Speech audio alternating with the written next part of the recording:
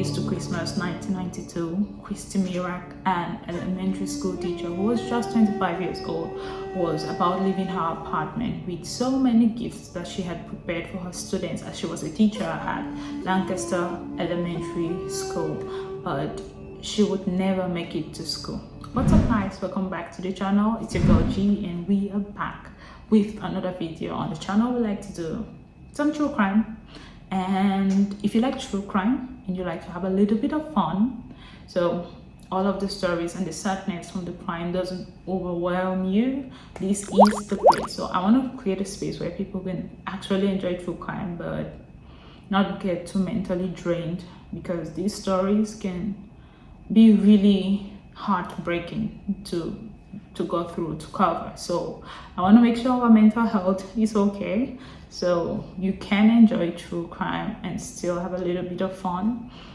So just subscribe to the channel. You always have a story. That's all I can say. Now let's get into today's case. 3 hours later, Christy will be found lying down in her living room in what looks like a brutal struggle, and she had not just been murdered, but she had been SA'd as well. All the gifts that she had wrapped for her students are just scattered there in the crime scene, and for so long the case will haunt this Pennsylvania city and the entire community will be haunted until the development of DNA and DNA technology would reveal to them who the killer is, and it's going to surprise everyone.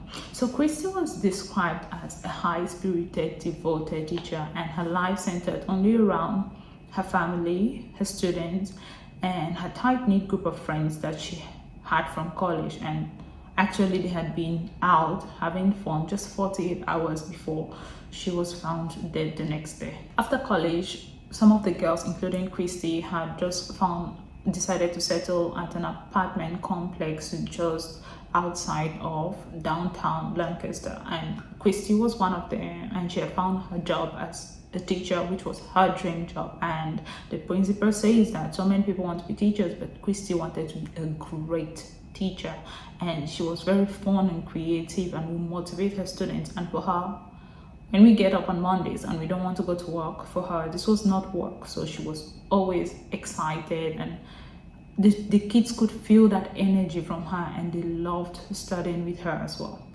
Christy is always someone to come into work early. She would always come in before 8 a.m. But on December 21st, 1992, 8 a.m. came by, but she was not there.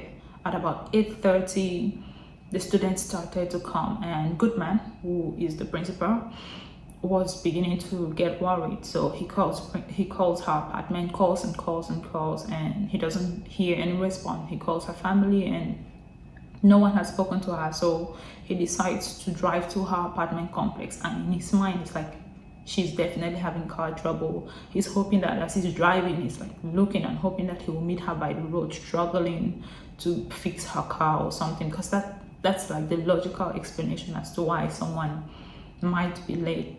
But he keeps driving and he doesn't find Christy by the road. At about 9 a.m. he arrives at the apartment and notices that her car is still parked in the parking lot, absolutely untouched.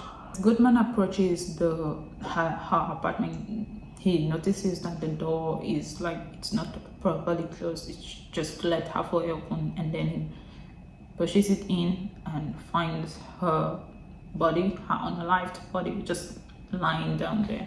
So the police noted that she was wearing gloves. She was putting on her gloves, which made them to believe that she must have just been on her way outside when whoever attacked her pushed her in and started attacking her. And from the distance from where she was from the door showed that she was overpowered very quickly, because she wasn't really far from the door. It's not like they were fighting and went right inside. The person must have been strong enough to just push her in and then was able to overpower her real fast. Christy's roommate, Mary Lesko, had told the police that she had left earlier that morning at about 7 a.m. and she noted that Christy looked a little bit upset. She could tell that she seemed a little bit distracted, but she wasn't exactly sure why. So the police started to come through her relationships too, because obviously it's always partners that first come to mind. So the police are coming through her relationship to like see what was happening in her personal life. Who would want to kill an amazing teacher who, like, no, she doesn't hurt anyone in the community. Everyone loved her. She's the beloved of the community. Who would want to end her life? They did notice that during the time she was dating someone who went by the nickname Dagger, and he was 20 years older than her, and her friends were not really fond of him, but she seemed to be committed to the relationship. One of her friends even noted that she thinks that Christy felt cared for. She's not sure if it's financially or any other way, but she felt like she felt cared for, and that was the reason why she was so committed to that relationship. Her friends didn't know much about this Dagger guy, but one of the friends recalled that just about 2 days before she was ended, Christy had mentioned to them that her relationship was ending, and something that they knew that bothered Christy about the relationship was that this guy was like 20 years older than her actually, and he wasn't exactly in a rush to get married, but they felt that's something that Christy was thinking about, and that's something that bothered her about the relationship. So another thing that grew suspicions about this Jagger guy was because one of the teachers, one of the parents at the school, said that he noticed an older guy who came, like a more mature person, who came to the school to look for her just one day after her death, and he had no idea that she was no longer alive. So police went to work to find out who this visitor was, who was coming to look for her at school. And I'm assuming it must have been Dagger, because he must have called her and she has not been responding to calls. And I don't know if he did not know her apartment, or maybe her apartment was like closed, like crime scene stuff, but he had gone to the school to look for her, and so police were able to trace from that, and they realized that it was actually this Dagger guy. And he did have an airtight alibi as to where he was when Christy was ended, because he was in Virginia, where he had just moved with his, drumroll please, wife. Yeah, I'm not sure if Christy knew about his situationship, but whatever. He gave a DNA test which did not match the DNA that was found on Christy. Remember, she was S8 and there was DNA found. So even though Dagger was there, given that he's married, maybe his wife could have hired a hitman. So there's always possibilities, or maybe he could have hired a hitman. And so the police looked into that option, but they ruled it out because usually hitmen are out for business. They have a target. They have to, what's the word they always use in movies? They have to, is it extinguish? I'm not sure what, but they have to do whatever to that target. And usually they're out for business. They would not get physical and personal with their target, and also they would never ever do something like SA, which is going to leave evidence behind. So they ruled out the hitman as an option. So police were also looking at our witness, Goodman. I mean, not too long ago on this channel we covered a case where the witness was the person who actually did it. So I hope you guys have seen that video. It's like a really good one. But the interview Goodman, like, maybe he was a little too concerned about his teacher being absent. So they tried to check his alibi. Where was he during the time that, I mean, correlating the time of death with where he was. And also he gave a DNA, and the DNA did not match what was found on her. One of Christy's neighbors just said he saw a white car, but it was like too vague of an information. So the police kept looking at different suspects, but they were not having any leadway. All they had, concrete evidence, was that DNA.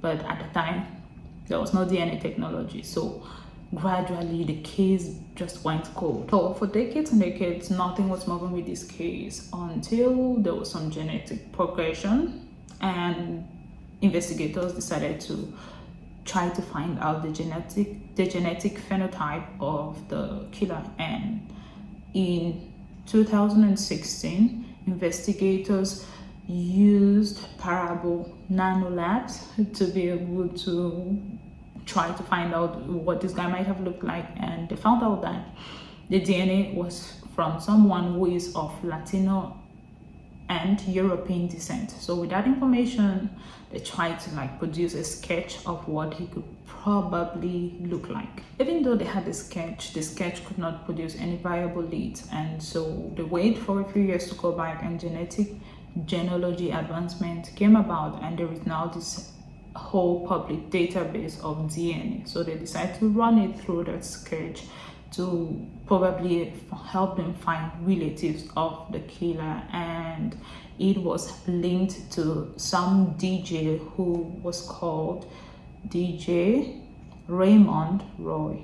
Roy was a popular DJ at that time, and he had worked at some of the clubs that were close to where Christy lived, and his house actually was not that far from her house. He lived around her block at that time.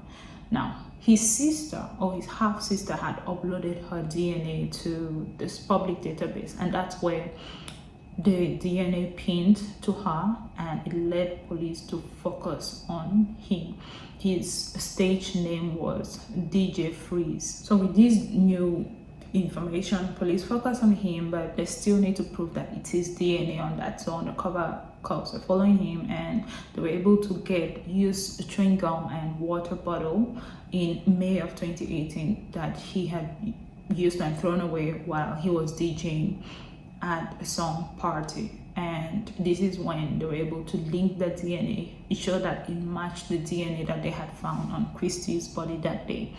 And so on June 25th, 2018, DJ Freeze was arrested. And what drives me crazy is he had actually done what he did that day, finished what he was doing, and went back home to his fiancée. You would not imagine that he met this girl, hurt her, SA'd her, strangled her, and then went back home to his fiancée. And when the news of all of this, because even his fiancée is appalled. The girl said in an interview, like, she could not believe that, okay, this is his wife now. She could not believe that you're married to someone who can do something like that. And 4 days after what happened to Christy, they were celebrating Christmas like normal people, and a few months later they got married, exchanged vows, and she could never imagine that he had really taken the life of another person, and she married a murderer. She could not imagine that was real. And she says that it's so crazy that during the time where everyone was concerned that she was just a nice teacher, no one could hurt someone, he too was acting concerned for his fiance's safety. Like, when people are like, oh, it's not safe to go out, and it's like, yeah, he's worried about her. I don't think you should be going out late. Like, he's concerned about her when he knows that he himself was he's the perpetrator of the crime. It's just insane. Well, in January of 2019, he pled guilty to the first-degree M, and it's annoying that he got to live, I think, 20 more years from the year 2000, like more than 20 years, got married, had an entire life. So he pled guilty to first-degree M, and during his sentencing in court, he apologized to Christy Mirack's family. Christy Mirack's family. Mirack's brother had a few words for him, and this is what he said: if not for the grace of modern technology and divine intervention, you probably would have stayed in Lancaster and basked in your fame. Because that's true. He would have never told anyone. His wife would be like, oh, wake up every morning and you're sleeping next to someone, and he has ended someone, and you have kids and you have this normal life, having no idea what secrets lies in people's hearts. It's so insane. And the brother was like, but the most of all, you took at Christy. And that's true. Well, guys, that was a case of Christy Mirack, an amazing teacher who, kids are terrible. So when you have the grace to endure and actually enjoy being with them, they can be amazing, but teaching them, trust me, from experience, It's like the most exhausting thing and the most amazing thing all wrapped in one, because they're kids, they never listen to you, but then they're still kids and they're so cute and so amazing to work with. Someone who actually worked with the kids and enjoyed it.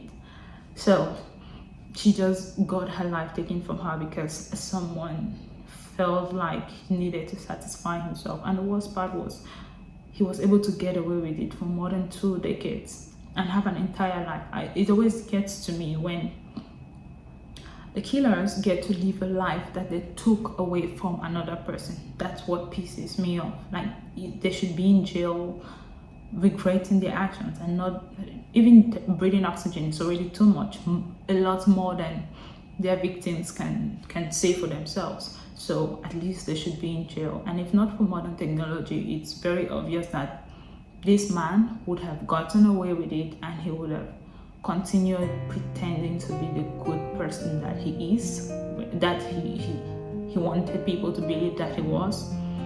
And he might have even lived to carry his grandkids, whereas Christy did not get a chance to live a life. That was it for today's case. Let me know your thoughts in the comments. What other cases would you like for us to cover? I'll see you guys in the next video.